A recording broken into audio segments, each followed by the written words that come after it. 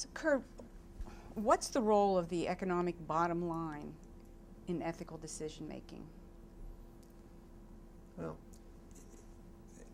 the economic bottom line obviously has great importance because if the company does, if the organization doesn't survive, all of the stakeholders lose. I mean, it's the constant question that comes up on your three stakeholder groups, your shareholders, your employees, and your customers or consumers or clients or whatever they happen to be.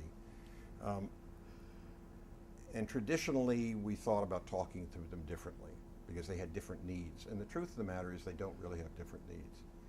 The truth of the matter is if the customer doesn't believe in us, if we don't provide a good product to the customer, and the customer doesn't accept that product and buy that product and think we're an ethical company to buy the product from, because today people are voting with their feet. They know about us. They didn't know about us before. All the shareholders want is the customers to be happy with us. All the employees want is the customers to be happy with us, because if the bottom line isn't there, the shareholders lose, the employees lose, and the customers lose. So the bottom line is very important, but it doesn't drive ethical decisions.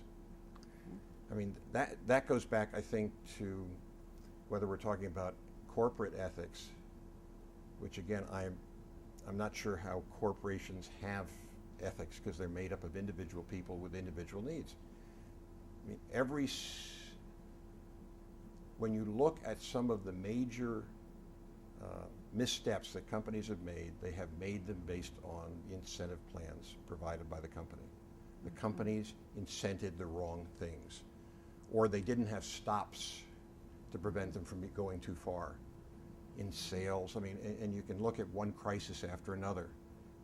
So we incent occasionally bad behavior by asking someone to sell too much, or to sell it in the wrong form, or to not tell us when something went wrong in the production. But it comes down to individuals. So it's a matter of personal values, I believe.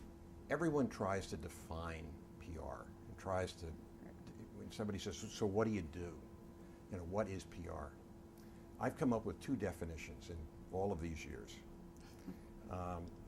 The first one is local, because I spent most of my life in Chicago. The Chicago Police Department have on the side of their vehicles to serve and protect. It's on the patches. And I've always thought PR people should have a patch that says we produce and protect. Because what we do is we either do things that produce revenue, or we do things that protect revenue. So that's sort of my, if you had to put a shoulder patch on. The other one is just more fun, and that is, and I think Arthur Page would totally agree with the definition of PR is finding a theory to fit the facts. Not trying to spin facts or tell somebody else, but finding a context around what someone has done, rightly or wrongly. And I think that's sort of where we get with Arthur Page. It's I think he had a good story well told. Was, I think, probably the quote that I love the most from Arthur Page, because it has everything to do with the story.